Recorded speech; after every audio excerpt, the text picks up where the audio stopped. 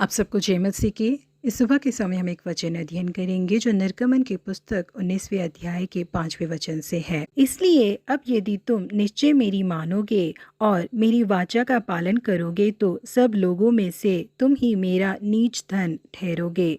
समस्त पृथ्वी तो मेरी है। बेहद प्रसिद्ध अंग्रेजी अभिनेता मैक्रेरी से बेहद मशहूर एक पासबान ने पूछा कि मैं अपने कुछ सवालों का आपसे जवाब जानना चाहता हूँ। इसके लिए मैक्रेरी ने जवाब दिया कि आप जैसे मशहूर पासबान को मैं क्या जवाब दे सकता हूँ। फिर उन्होंने कहा, अच्छा आप मुझसे क्या जानना चाहते बताइए। जिसके लिए पासबान उनसे कुछ जांच पड़ताल करने लगे। पासबान ने पूछा, हम दोनों में इतना बड़ा फर्क क्या है? प्रतिदिन आप मंच के ऊपर चढ़ते हैं और अभिनय करते हैं। आपको देखने के लिए लाखों लोग वहाँ पर आ जाते हैं। आप जहाँ कहीं भी जाते हैं आपको ढूंढते हुए लाखों लोग वहाँ पहुँच जाते हैं। परंतु मैं बहुत ही जरूरी चीज को और सत्य को प्रचार करता हूँ, परंतु उसे सुनने के लिए बिल्कुल भी भीड़ नहीं आती। इसका कारण क्या है करके उन्होंने उससे पूछा। जिसके लिए मैक्रेडी ने कहा कि इसका जवाब बहुत ही सरल है। हम दोनों के बीच में जो फर्क है उसे मैं आपको बहुत ही आसानी से समझा सकता हूँ। मैं एक काल्पनिक कहानी को सच्ची घटना की तरह लोगों के सामने प्रस्तुत कर देता हूँ, परंतु आप एक सच्ची घटना को काल्पनिक कहानी की तरह लोगों के सामने प्रचार करते हैं। यही कारण है कि ज्यादातर लोग आपको सुनने के लिए नहीं आते। जी हाँ प्रिय परमेश्वर के लोगों, आज के समय में शैतान लोगों को अपनी ओर खींचने के लिए कई तरीके की युक्तियों को आजमा रहा है। क्योंकि वो झूठ और झूठ का पिता है, इसीलिए अपने काल्पनिक कहानियों में से निकालकर वो हमें सुनाता है। वो बहुत ही लुभावनी तरीके से झूठ बोलता है और लोगों को बेवकूफ बना देता है और लोग उसकी बातों पर विश्वास भी कर लेते हैं। परमेश्वर ने आदम और हवा के लिए येदेन की वाटिका बनाई और उसमें हर एक तरीके के फलों को उनके खाने के लिए बनाकर रखा था,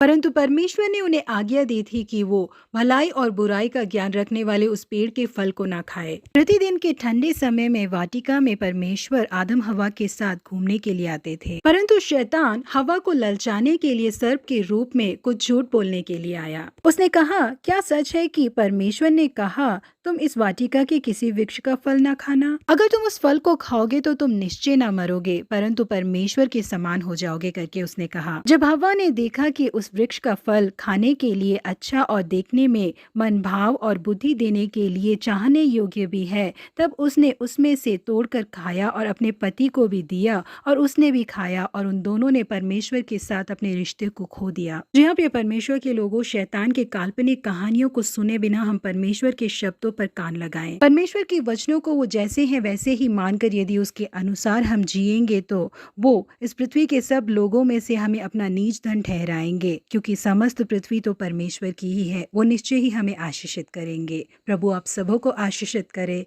हैव अ ब्लेस्ड डे।